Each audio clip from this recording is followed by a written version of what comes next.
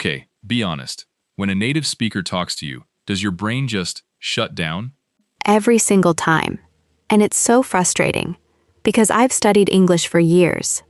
That's not your fault. Studying grammar trains your eyes, not your ears.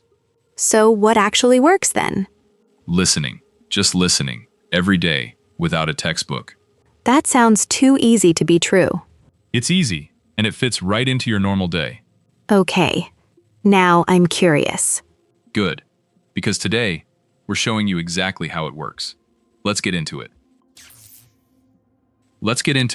So, tell me, how many years have you spent studying English grammar books? Honestly, maybe 8 years, since middle school. 8 years, and still, conversations feel hard? Exactly. I can read an article and understand almost everything. But listening? That's a different story.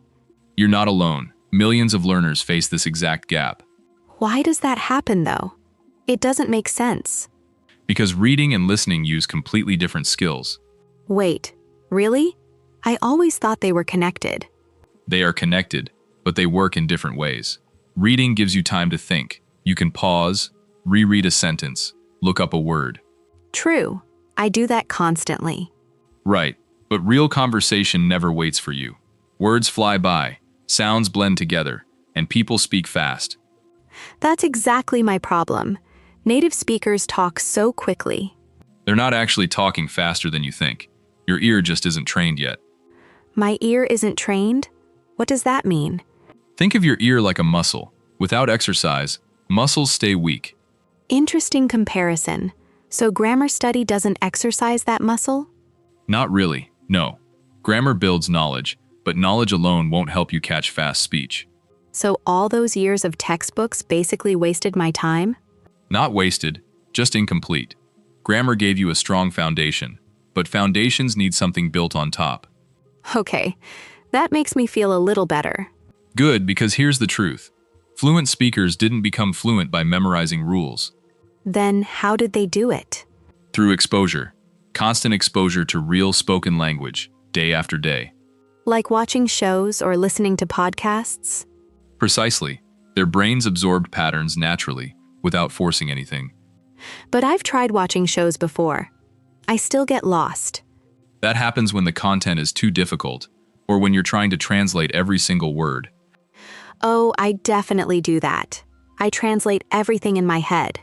That habit actually slows you down. Translation creates a delay between hearing and understanding. So I shouldn't translate at all? Eventually, no. Your goal is direct understanding, connecting sound straight to meaning. That sounds difficult to achieve. It takes practice, but it's absolutely possible. Babies do it naturally, remember? Right. Babies never translate anything. They just absorb sounds around them. Exactly.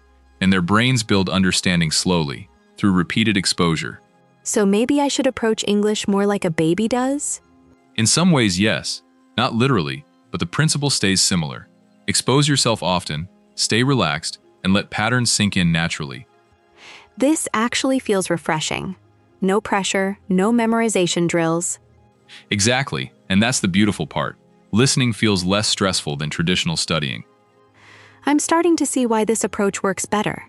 Stick around, because next, we'll explore how your brain actually learns language without conscious effort. Now I'm genuinely excited to hear more. All right, let's talk about how your brain naturally learns language, without you even trying. Okay, I'm ready. Explain it to me simply. Think about a baby. Before speaking a single word, a baby listens for months. That's true. Babies don't start with grammar books. Right. They hear thousands of hours of speech first. Sounds, rhythm, tone, everything gets absorbed. And eventually, they just start speaking? Exactly. Speaking comes naturally, after enough listening happens first. So listening always comes before speaking? Always. It's the natural order our brains follow. But adults learn differently, don't we? We usually start with textbooks. We do, and that's actually backward, compared to how our brains prefer to learn. Backward? What do you mean by that? Traditional classes teach rules first, then hope speaking follows later. That's exactly how my classes worked. But real acquisition works the opposite way. Understanding comes first, naturally, through repeated exposure. So there's a difference between learning and acquiring? Great question. Learning is conscious, memorizing rules, studying vocabulary lists. And acquiring? Acquiring happens unconsciously.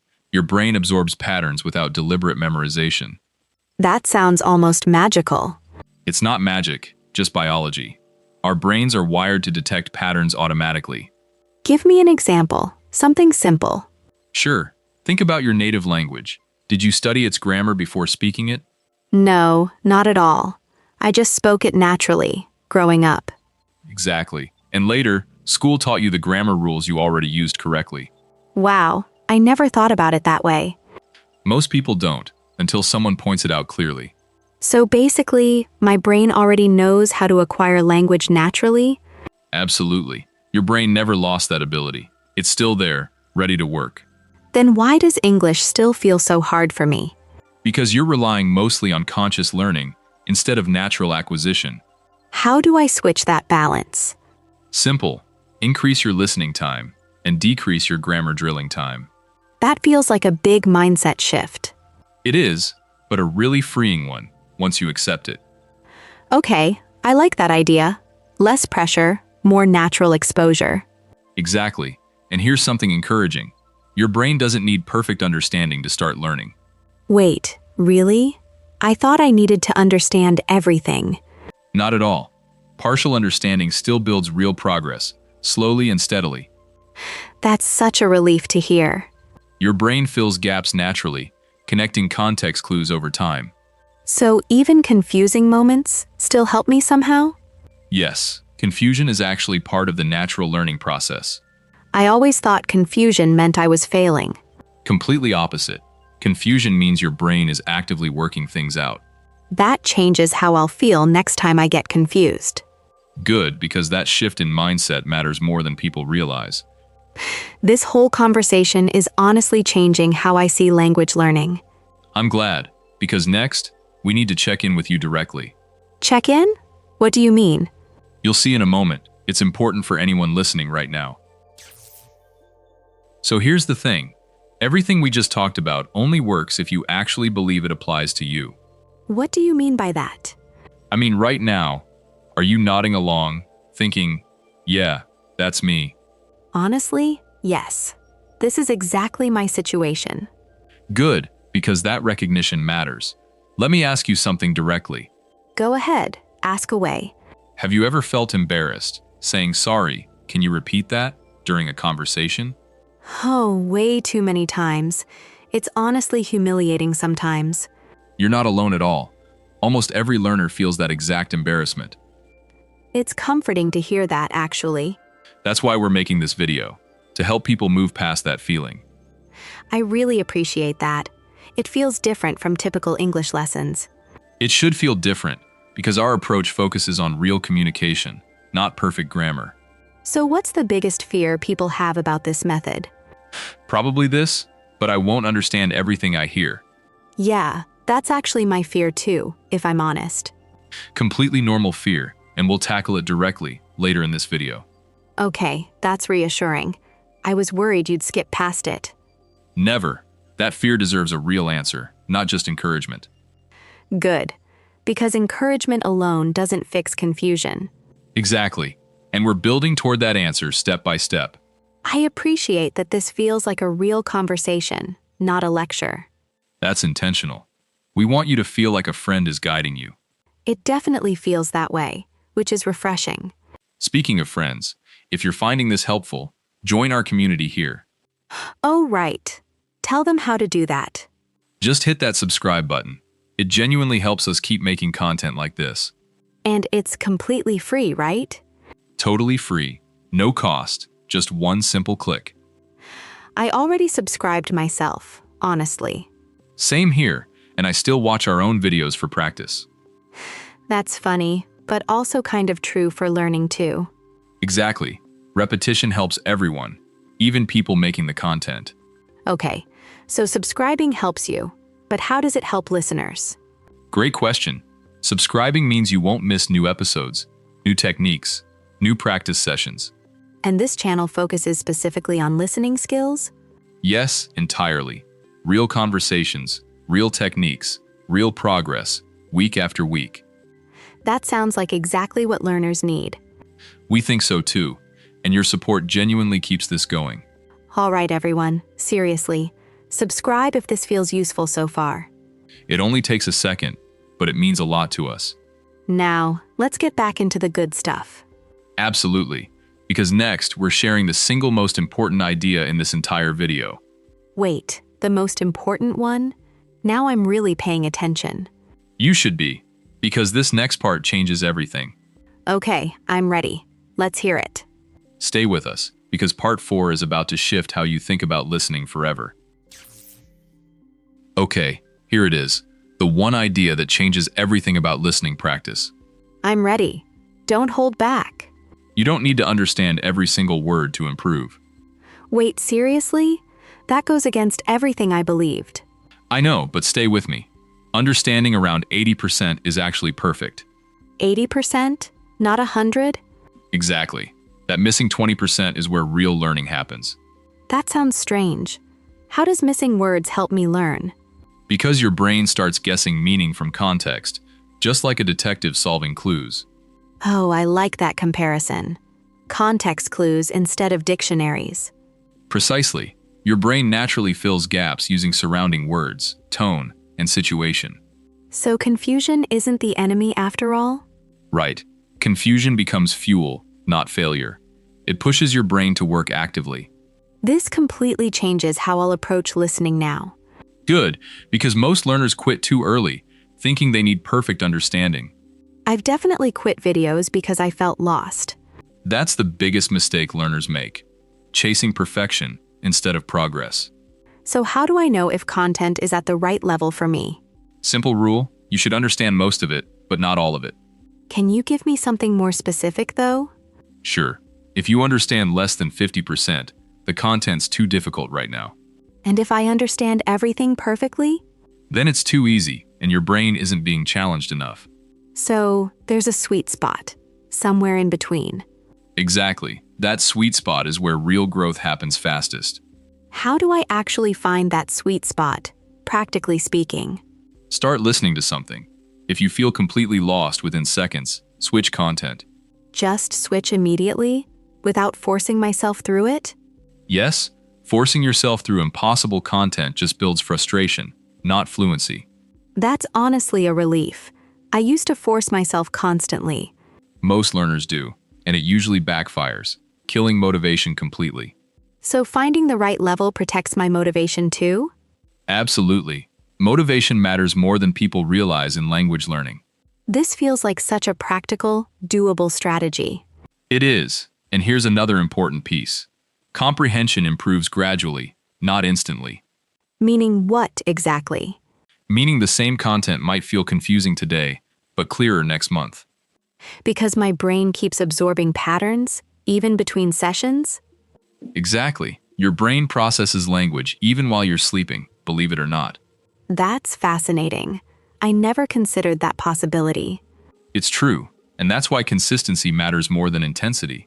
Short, regular sessions beat occasional long ones? Precisely. We'll actually discuss that idea more later in this video. I can't wait, because this 80% idea already feels game-changing. I'm glad, because once you accept imperfect understanding, listening stops feeling stressful. It becomes almost enjoyable instead, doesn't it? Exactly. That's the entire goal.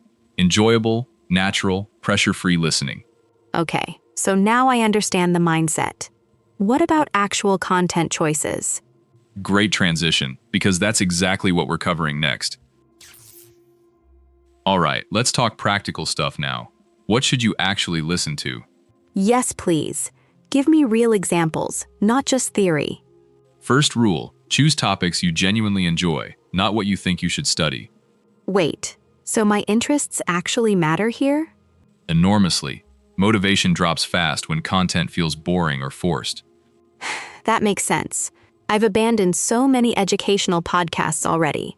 Exactly, because forcing interest never really works long-term. So what do you personally listen to then?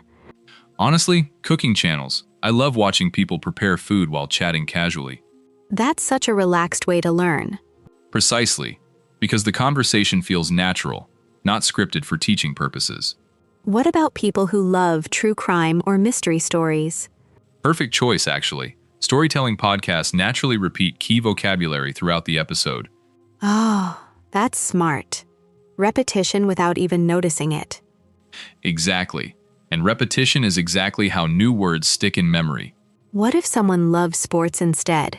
Even better, sports commentary uses predictable phrases and repeated expressions constantly.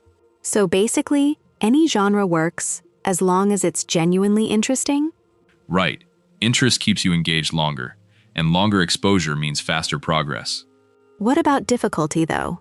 Should beginners avoid certain content types? Not avoid exactly. Just choose slower, clearer content first. Like what, specifically? Interviews work well, because people usually speak clearly and explain their thoughts fully. What about movies? Everyone loves movies. Movies are trickier, honestly, because dialogue often includes slang, jokes, and fast reactions. So movies should come later, once someone feels more comfortable? Generally, yes, though it depends on the movie itself, and the genre too. Makes sense. A drama probably sounds different than an action film. Exactly. Action films often include quick, overlapping dialogue, which feels overwhelming early on. What about podcasts specifically made for learners? Those work great for beginners, since speakers slow down intentionally. But eventually, we should move toward native-level content? Absolutely, because real fluency requires handling normal speaking speed eventually. So learner podcasts are just a starting point, not the final goal? Exactly. Think of them as training wheels, helpful but temporary. I like that comparison a lot. Once comprehension improves, gradually shift toward everyday native content. How will I know when I'm ready to shift? You'll naturally start feeling bored with slower content. That's your signal. Boredom becomes a positive sign then? Exactly. Boredom means your brain wants a bigger challenge. That's such a helpful way to measure progress. It really is. Much better than tests or grades, honestly. Okay, so choose content based on interest, then gradually increase difficulty. Perfectly summarized. Now, let's talk about actually listening the right way. Wait, there's a wrong way to listen? Definitely. And that's exactly what we're covering next. Okay, so here's something most people get wrong. They listen passively, like background noise. Guilty. I sometimes play podcasts while doing chores, barely paying attention. That's fine occasionally, but active listening builds skills much faster. What's the actual difference between passive and active listening? Passive listening means sound just flows past you, without real focus. And active listening means? Actively noticing rhythm, stress, and specific sounds within sentences. That sounds like it requires more effort. A little more, yes, but the results improve dramatically. Can you give me a simple technique for this? Sure, try repeating phrases out loud, right after hearing them. Like copying exactly what I just heard? Exactly. That technique is called shadowing, and it's incredibly effective. Shadowing? I've never heard that term before. It just means following speech closely, almost like a shadow follows a person. That's a clever name for it, honestly. Right, and shadowing trains both your ear and your mouth together. Wait, how does it help my mouth specifically? Because pronunciation improves when you physically practice making those exact sounds. So it's not just passive listening anymore. It becomes active speaking too. Precisely. Listening and speaking connect closely, more than people realize. Can we actually try this together, right now? Absolutely. Let's do a quick practice moment together. Okay, I'm ready. Tell me what to do. I'll say a short phrase, and you repeat it out loud, right after me. Got it. Go ahead. I couldn't quite catch that. I couldn't quite catch that. Perfect. Try this one too. Could you say that again? Could you say that again? Excellent. Notice how natural those phrases feel in real conversation? Yeah, actually, those feel really useful for everyday situations. Exactly. And repeating them out loud helps your mouth remember the rhythm. This feels more like practice than passive studying. That's the goal. Active engagement instead of silent, passive consumption. What about noticing rhythm specifically? How do I train that? Pay attention to which words speakers stress and which words they say quickly. Like certain words get emphasized more than others? Exactly. English rhythm isn't flat. It rises and falls naturally. I never really noticed that pattern before. Most learners don't, until someone points it out clearly, like now. This is honestly opening my eyes to something new. Good, because rhythm awareness makes real speech much easier to follow. So active listening basically trains multiple skills simultaneously? Precisely. Listening, pronunciation, and rhythm awareness, all working together. I'm definitely trying shadowing starting today. You should. Even 5 minutes daily creates noticeable improvement over time. Speaking of daily practice, how often should someone actually do this? Great question, and that leads perfectly into our next topic. So let's talk consistency, because that question matters more than people think. I'm guessing daily practice beats occasional long sessions? Exactly right. Short daily listening beats one huge session on weekends. Why does daily practice work better, though? Because your brain needs regular exposure, not occasional overwhelming bursts. Like building a habit rather than cramming information? Precisely. Habits stick naturally, while cramming usually fades quickly afterward.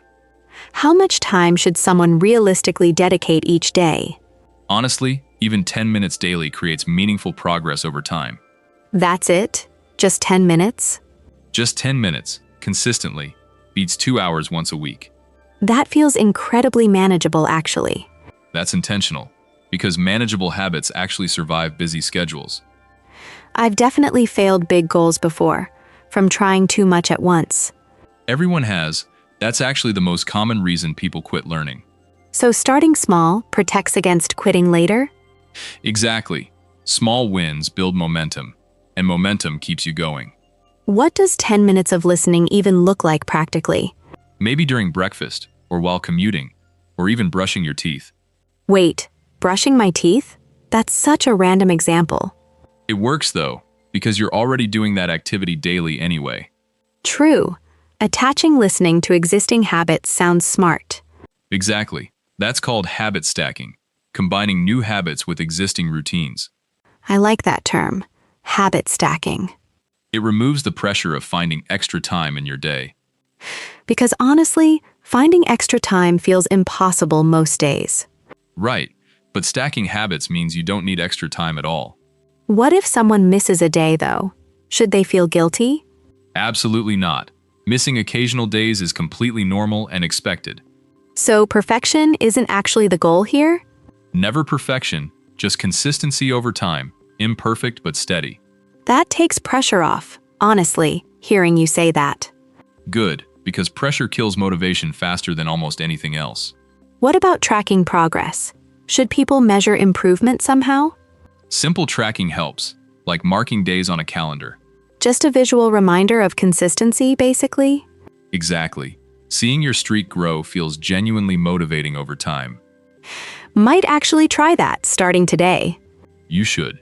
Small visual wins keep momentum alive during difficult weeks. This entire approach feels so much less stressful than traditional studying. That's the whole point. Sustainable habits outlast intense, short bursts every single time. Okay, so small, daily, consistent listening. That's the real secret. Exactly. And now, let's imagine where consistent listening actually takes you. All right, let's paint a picture. Imagine yourself 6 months from now. Okay, I love this. Walk me through it. You're sitting with friends, and someone tells a joke in English. And I actually understand it? Without translating first? Exactly. You laugh naturally, right when everyone else laughs. That would honestly feel amazing, laughing at the right moment. It's such a small thing, but it changes how confident you feel. What about watching movies? Does that improve too? Definitely. You'll catch jokes, references, and emotional tone, without subtitles even. No subtitles. That feels like such a distant dream right now. It felt distant for me too. Honestly, before consistent listening changed everything. Wait, this happened to you personally? Completely. I remember struggling exactly like you described earlier. That's actually really encouraging to hear directly from you. I promise, the frustration you feel now won't last forever. It's hard to imagine, though, when everything still feels difficult. I understand that completely, but progress happens quietly, almost invisibly, day by day. Like slowly, without noticing it happening in real time? Exactly. Then suddenly, you realize you understood an entire conversation effortlessly. That moment sounds incredible, honestly. It is, and it's waiting for you, closer than you probably think. What about ordering food or asking directions confidently? Those become easy too, because your ear finally trusts itself. Trusting my ear sounds like such a foreign concept right now. I know, but trust builds naturally, through everything we discussed today. Remember that frustration we mentioned at the very beginning? Of course, freezing up, feeling lost, feeling embarrassed constantly. That feeling actually fades, doesn't it, through this process? Completely fades, replaced gradually by quiet, growing confidence instead. This entire conversation feels so much more hopeful than expected. That's exactly our goal. Real hope, backed by real, practical steps. So basically, everything we discussed today builds toward that future moment. Precisely. One small listening session, repeated daily, until it becomes effortless. I genuinely can't wait to experience that version of myself. You will, sooner than you expect, if you simply stay consistent. Okay, I'm ready. Let's wrap this up properly now. Perfect, because our final thoughts are coming right up next. So remember, you don't need more grammar, you need more listening. 10 minutes daily. Choose content you love. Stay consistent. That's it. That's the whole secret. If this helped you, hit subscribe. Join us next time. See you soon. Keep listening.